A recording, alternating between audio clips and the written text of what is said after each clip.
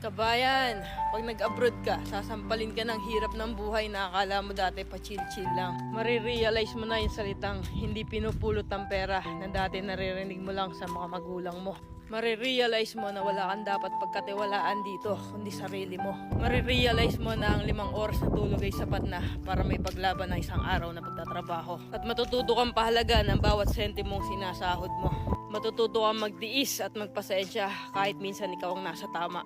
Matututo kang maging independent o mag-isa dahil wala ka namang aasahan dito kundi sarili mo lang. Matututo ka rin ditong lumaban kahit ayaw mo na at hindi mo na kaya pero wala ka pa rin choice. Wala kang choice kundi kayanin na lang. Marirealize mo na hindi pala totoo yung sinasabi nila na masarap ang buhay dito sa abroad.